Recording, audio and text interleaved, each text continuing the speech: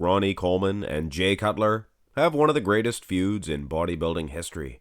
And of course it culminated at the 2006 Mr. Olympia event with Jay Cutler finally overthrowing Ronnie Coleman and defeating him for his Olympia title. But a lot of people don't realize later on in 2006, they continued with some Grand Prix. They did the Grand Prix Romania, Grand Prix Holland, and they finished off with the Grand Prix Austria, the hometown or the home country of Arnold Schwarzenegger, of course. The results of each and every one of these Grand Prix was no different than the Olympia. Jay Cutler placed first and Ronnie Coleman in second. And I have to think, if Jay Cutler did not defeat Ronnie and Ronnie was still the Olympia champion, I'm sure the judges probably would have given the decisions to him. But of course, judging by the front relaxed position, it looks like Ronnie's falling apart with that lat. He's what Louis Marco says, he's melting. Jay Cutler still looks somewhat fresh. He looks pretty good, actually. But there's no rear relaxed, so whipping a dead horse, let's jump into the muscularity round, beginning with the front double bi.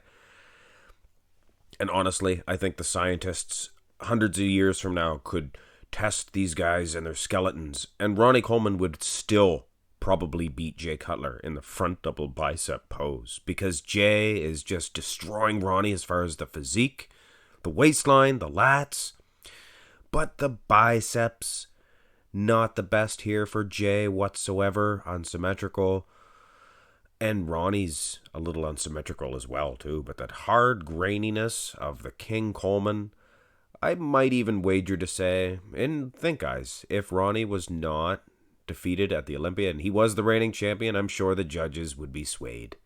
I'm sure they would be swayed. Front lat spread. This is a funny pose for Ronnie Coleman. And this is where Dorian Yates gets the name Dorian-esque front lat spread. Because there was maybe a couple of years where Ronnie might have been better than Dorian in this pose, but maybe only once or twice. Dorian Yates, up until his worst conditions in 97, his front lat spread was still outstanding. Ronnie Coleman falling to pieces. No doubt, even if he was the reigning champion, the judges would definitely be giving this one to Jay. Side chest pose is interesting because throughout Coleman's career, I never really liked the shot, to be honest with you. But later on, here in 2006, he looks outstanding, to be honest with you. Flatlining Jay Cutler. And speaking of flat, pecs are a little flat there for Jay Cutler. But no disrespect meant to Jay, one of the greatest legends of all time. 4-time Mr. Olympia. Here in the Sepsis, Baby Please, and the Try Factor, I can't believe my eyes, but I think I may give this one to Ronnie Coleman. Never the best shot at all. Never the best pose, I guess. Get some criticism. I call it a shot. Arnold liked to call it a shot.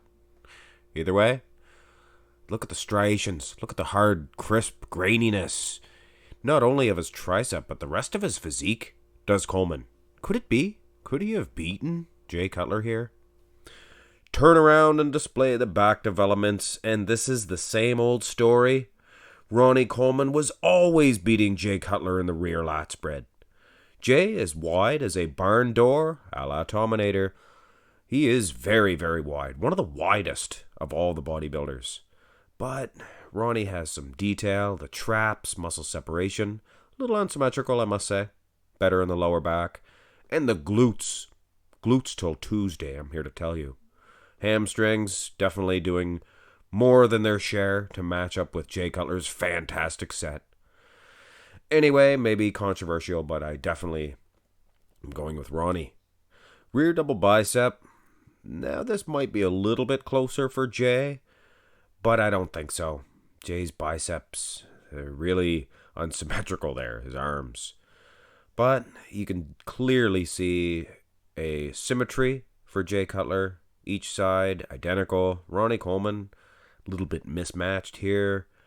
One of his lats torn, missing, whatever you would call it.